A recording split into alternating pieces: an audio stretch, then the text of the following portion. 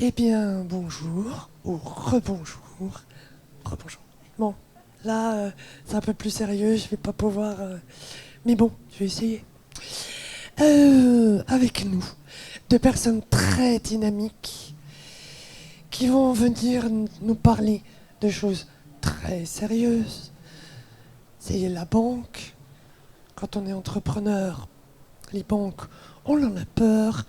Mais là, vous allez voir, elles vont vous détendre et puis vous apporter certainement plein de solutions. N'est-ce pas? Je vais leur laisser le micro, à elles toutes seules. Moi, je serai juste là pour veiller que tout va bien. Voilà. On peut commencer là tout de suite. C'est parti. Donc l'objet de cette conférence est de vous présenter de manière synthétique et complète toutes les missions de la Banque de France et notamment celles dédiées à l'accompagnement des entrepreneurs et de leurs entreprises. Alors vous retiendrez facilement quelles sont les missions de la Banque de France. Elles se dénombrent, leur nombre est de 3 et elles se dénomment les 3 S. Le S de stratégie monétaire, le S de stabilité financière et le S de service à l'économie. La stratégie monétaire, c'est veiller à ce que Je suis perturbée. En fait, la stratégie monétaire, bien sûr, consiste à préparer et à mettre en œuvre les décisions de politique monétaire qui sont prises par le Conseil des gouverneurs à la Banque centrale européenne. La stratégie monétaire, bien sûr, c'est aussi de veiller à la stabilité de la monnaie et aussi à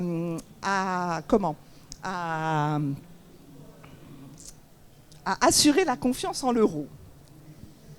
Alors, le S de stabilité financière consiste à superviser le système financier et à s'assurer de sa robustesse. Le S de stabilité financière aussi, c'est veiller à la sécurité du système et de l'ensemble des moyens de paiement du système financier. Dans le cadre de cette politique de stratégie monétaire et de stabilité financière, nous, la Banque de France, en tant que membre de l'Eurosystème, on s'est vu confier des missions fondamentales qui sont celles de la cotation des entreprises et du suivi du financement de l'économie. Alors, en quelques mots, la cotation des entreprises, ça sert à suivre la capacité de votre entreprise à honorer ses engagements financiers à un horizon de 1 à 3 ans.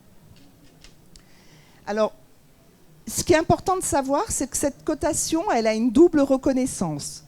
Elle est reconnue par l'Eurosystème comme système interne d'évaluation, c'est-à-dire que les banquiers peuvent mobiliser les créances qu'elles détiennent sur les sociétés les mieux cotées pour les apporter en garantie d'opérations de refinancement.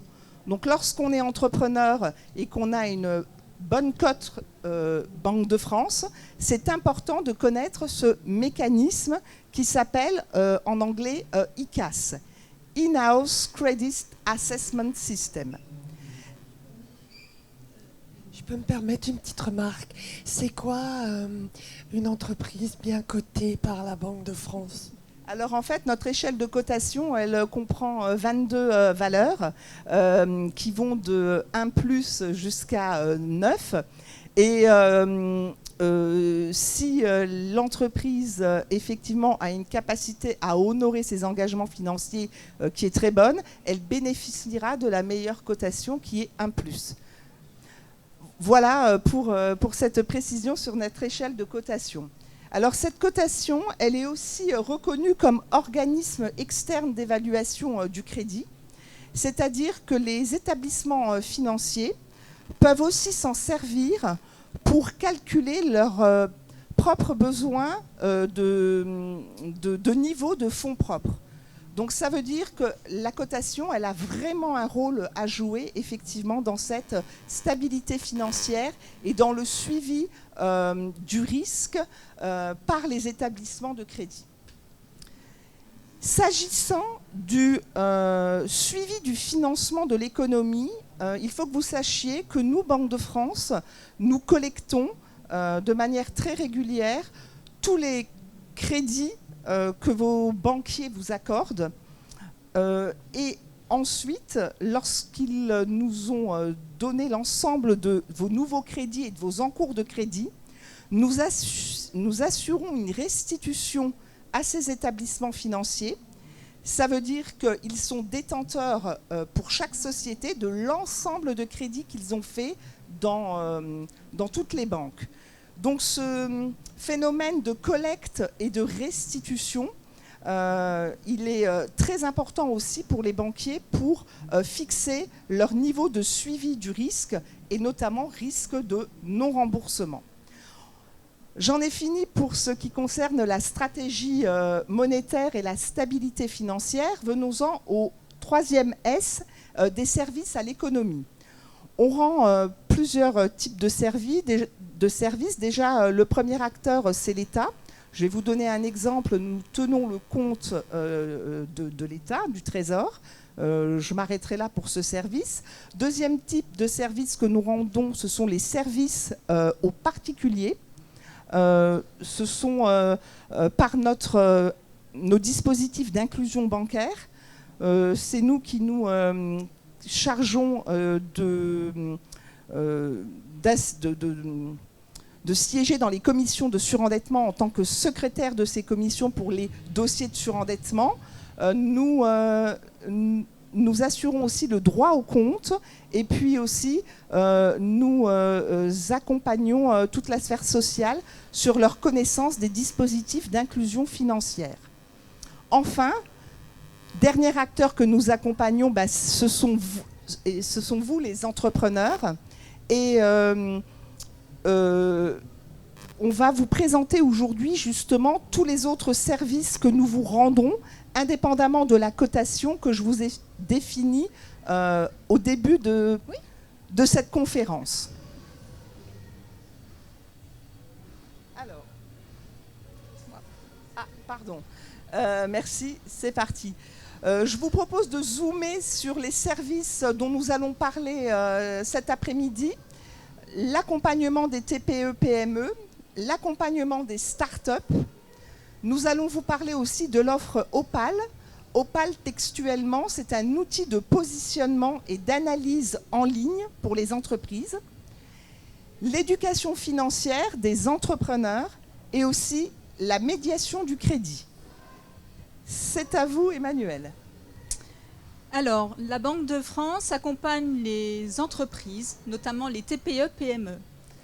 De par notre existence sur l'ensemble du territoire français, nous disposons d'une succursale par département et donc, au sein de cette succursale, vous aurez un correspondant TPE-PME. Nous comptons donc 102 correspondants TPE-PME. C'est une mission qui existe depuis 2016 au service des dirigeants d'entreprise et qui consiste à nous contacter. Le dirigeant nous fait part de ses difficultés, nous l'écoutons et nous assurons un diagnostic de ces difficultés qui nous permet après de l'orienter vers le partenaire le plus approprié pour résoudre ces difficultés. Nous pouvons agir sur tous les stades de vie de l'entreprise, mais plus particulièrement sur les difficultés de trésorerie et les difficultés financières. Pour cela, nous nous appuyons sur un réseau de partenaires, d'autres organismes qui vont pouvoir être à même de répondre à ces besoins. Et s'il s'agit d'un problème plus particulier de la Banque de France, je pense notamment à la médiation du crédit dont nous vous parlerons plus tard, eh bien nous pouvons également trouver une solution pour tous ces chefs d'entreprise. Car l'essentiel, c'est bien que le dirigeant ne soit pas seul face à ces problèmes. Et donc, auprès de nous, il aura toujours une écoute et une solution pour l'accompagner dans ses difficultés. Ce dirigeant, il peut nous contacter de différentes façons. Il y a le 3414, qui est un numéro national Banque de France. Donc, vous appelez ce numéro, vous faites part de vos difficultés, et suivant le thème, eh bien, il sera mis en contact avec nos chargés d'affaires. Nous avons également un autre partenariat, il s'appelle Conseiller Entreprise Service Public. C'est une plateforme sur laquelle nous sommes présents. Et à ce titre, il y a d'autres partenaires, ce qui fait que le dirigeant, s'il fait face à ces difficultés, va le dire sur ce site. Et la Banque de France va pouvoir le contacter et résoudre ses problèmes. Mais il y a aussi d'autres partenaires qui sont sollicités en même temps que nous, ce qui fait qu'il a une vision beaucoup plus globale pour traiter son problème. Et puis, le dernier axe par lequel le dirigeant peut nous contacter, c'est tout simplement notre adresse mail. Et comme nous sommes présents dans tous les départements, il suffit de taper TPME, XX, vous renseignerez le numéro du département, @banque-france.fr. Alors, outre les TPE-PME, nous avons des sociétés de nature un peu particulière, les start-up. Et donc, pour ces sociétés, nous avons un correspondant spécifique qui a des connaissances beaucoup plus poussées et différentes du correspondant TPE-PME. Depuis 2020, nous avons tout un réseau de correspondants start-up qui a été déployé sur l'ensemble de la France. Et donc, ici, vous avez une équipe de 19 correspondants, puisque nous avons un correspondant start-up dans chaque capitale French Tech. Leur rôle est également d'accompagner et d'orienter les dirigeants de start-up de façon plus méthodique, puisque sur une start-up, vous n'aurez pas les mêmes objectifs qu'une TPE-PME. Une start-up, elle n'aura pas un modèle de rentabilité, mais un modèle de croissance. Et donc, c'est pour cela que nos correspondants ont une formation différente et sont spécialisés sur ce type de société. On peut aussi faire appel à eux parce que les startups, comme elles sont en période de croissance, ont de forts besoins de financement. Et donc, tous nos correspondants startups ont une connaissance poussée de l'écosystème qui permet d'aider les startups à trouver des sources de financement. Ce correspondant start-up, comme tous nos services, c'est un service gratuit. Et donc, il est également chargé, comme l'a dit Madame Corradi, de la cotation qui requiert des connaissances spécifiques en matière d'analyse financière. Et donc, il est aussi le mieux placé pour attribuer une cotation Banque de France à ces start-up.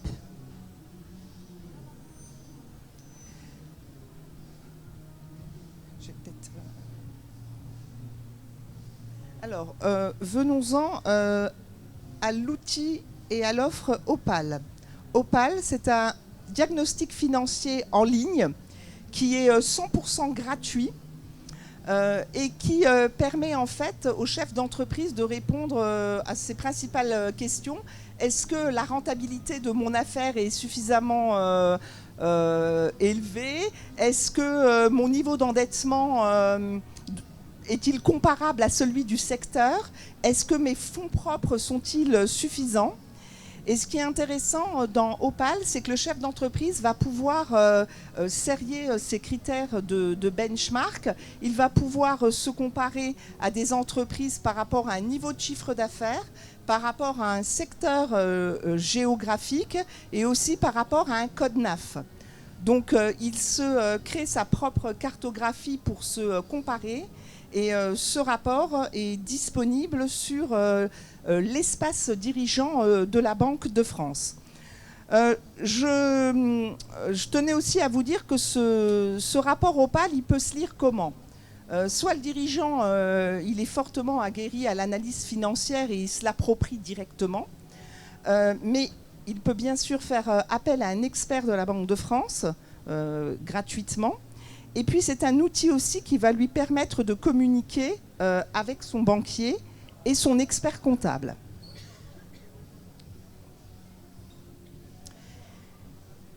Pour Pour avoir accès à cette analyse et à cet outil, à ce diagnostic, il faut se rendre sur l'espace dirigeant. Alors l'espace dirigeant, c'est une exclusivité Banque de France, c'est une nouveauté qui a vu le jour en mars 2024 et il permet à un chef d'entreprise de consulter sa cotation, d'obtenir les principaux ratios de sa société, tout ça avec un visuel plutôt convivial et des graphiques en couleur. Il permet aussi, cet espace dirigeant, d'avoir connaissance de votre indicateur dirigeant. Parce qu'au-delà de la cotation d'une entreprise, chaque dirigeant a un indicateur qui est fonction des décisions judiciaires ou des liquidations judiciaires qu'il aurait pu connaître lorsqu'il était à la tête de ces sociétés. Alors, l'outil Opale et l'espace dirigeant, permet d'avoir un contact avec nous de manière très rapide. Je voulais vous dire qu'il est ouvert 7 jours sur 7, 24 heures sur 24, et ça c'est important. Et c'est une disponibilité précieuse pour le chef d'entreprise qui n'a pas forcément le temps de nous contacter en journée. Donc il peut prendre une demande de rendez-vous le week-end, ou à n'importe quelle heure du jour ou de la nuit. Donc ce n'est pas un outil à distance qui va nous séparer. Au contraire, il va permettre de nous rapprocher et d'avoir beaucoup plus d'entretien individuel avec les sociétés. Alors, comment utiliser Opale ? Vous pouvez y accéder depuis votre ordinateur, si vous êtes chef d'entreprise, parce que c'est bien un espace personnel, votre tablette ou votre téléphone, depuis la page dirigeant.banque-france.fr. Et à ce moment-là, vous choisissez vous allez sur France Connect, vous choisissez un fournisseur d'identité. Et à ce moment-là, toutes les informations concernant vos sociétés et votre indicateur vous seront disponibles.